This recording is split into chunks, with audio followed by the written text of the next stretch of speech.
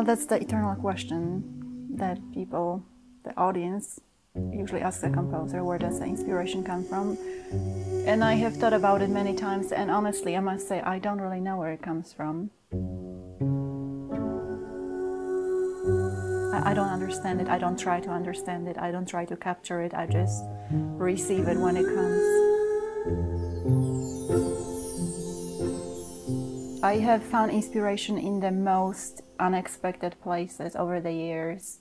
And some of the most unexpected places were a sense of smell, for example. I remember walking once down the street and just the smell of air, the first fragrance of snow, not snow but frost, just brought a flood of memories from childhood of being pulled in a sled by my parents and just playing in the snow as a child. And I just knew I was going to write a woodwind quintet just based on that one unique fragrance that unleashed all those memories. At another point, I remember talking with a friend. I remember listening to her intently and then suddenly not being able to say what she's talking about, but just listening to the timbre of her voice and suddenly hearing music as she spoke, as if music was coming out of her mouth. And I just kept staring at her and just had this surreal experience of music coming to me suddenly for no reason. And that's also true for me when I write poetry or when I paint. Sometimes I hear a word anywhere on the news, or I read it in a book, or I just hear people utter the word on the sidewalk. It could be anywhere. And that word becomes implanted in my brain, and then it germinates. It's there for a few weeks, and then something happens and it gives birth to either a poem or a painting or a piece of music. But there is no unique recipe for harnessing the inspiration. It can come at any time for whatever reason. And those unexpected occurrences are probably most exciting to me.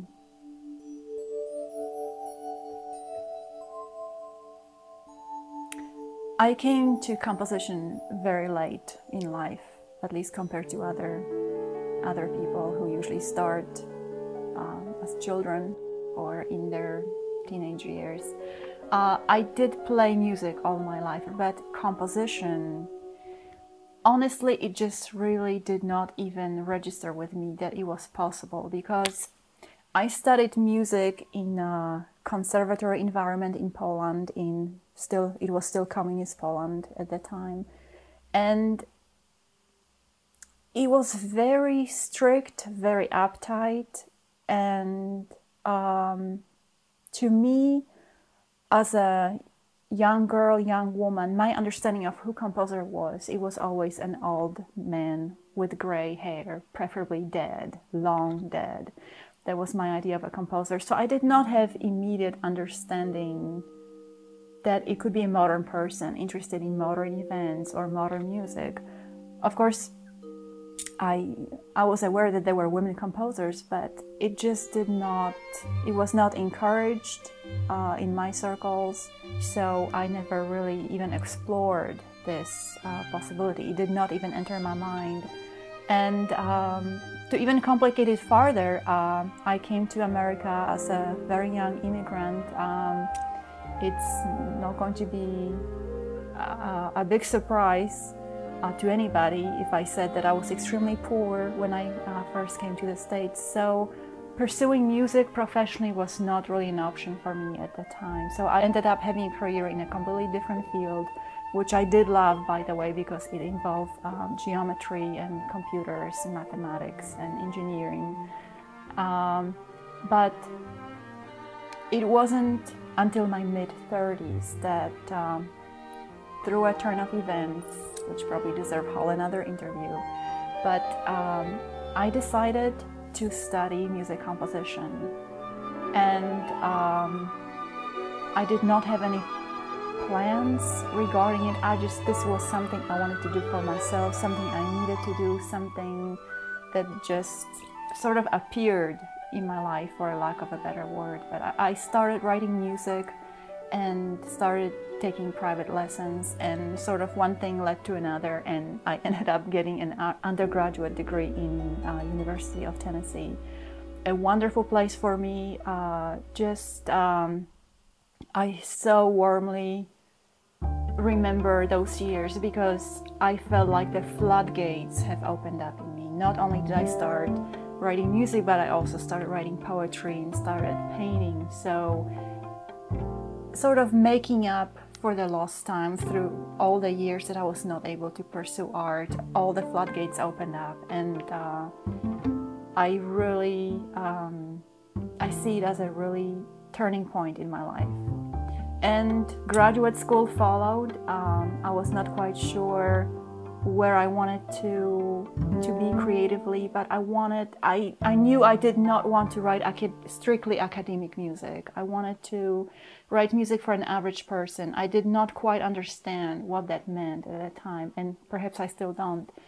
But I was lucky that I ended up at New York University, where I studied film scoring. So I could not have asked for a better environment where I was able to pursue any style, any kind of music, any genre I could think of. And I ended up writing jazz, I wrote blues, I wrote pop music, I did folk, I did quite a bit of concert, contemporary music, classical music, and even dabbed a little bit in electronic music. So again, just another wonderful chapter of adventure in music.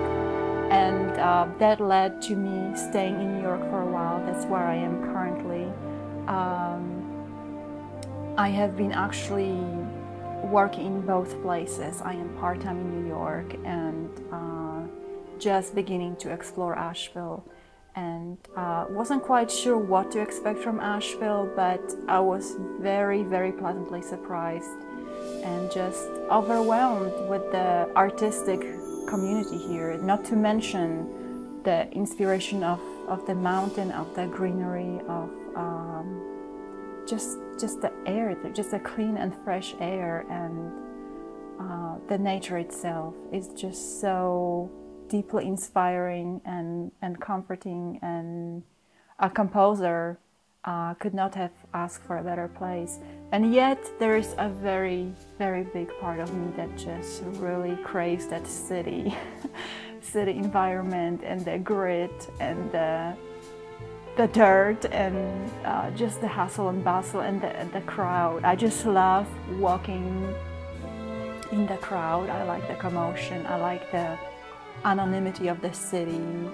I like a bit of the danger also, and just the urban atmosphere that is so edgy and modern, exciting, and inspiring in a different way than perhaps nature, but inspiring nonetheless.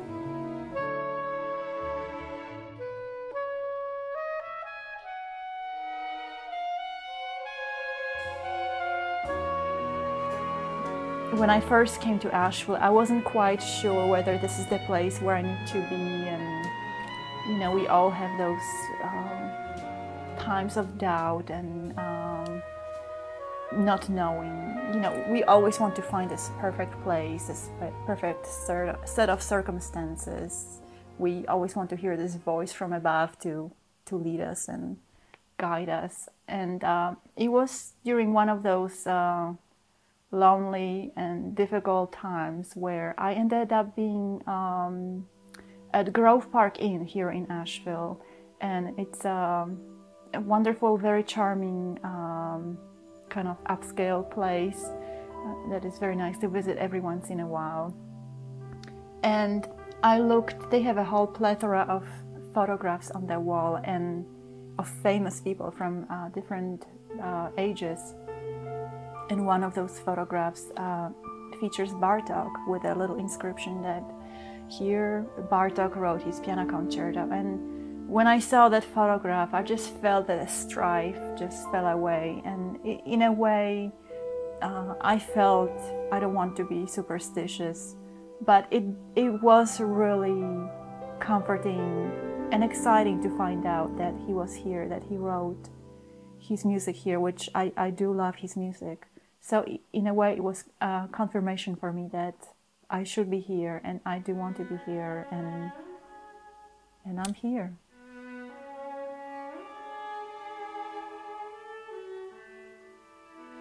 Well, technically I'm still in the marketing phase of my CD, but I'm already itching for a new project. And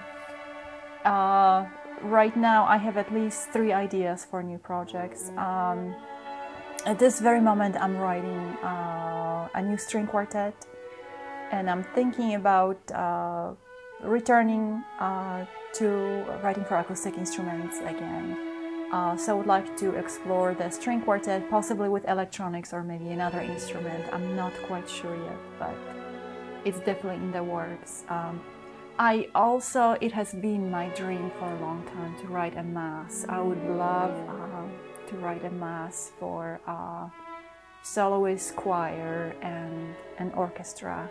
So this is also in the works, and again in the very early stages, still looking for funding and talking to different people, getting really good response here locally in Asheville, and hopefully that will take off soon. But definitely writing more music and continue to be inspired by my environment and the very gifted artistic people around me, and I want to continue to write more music.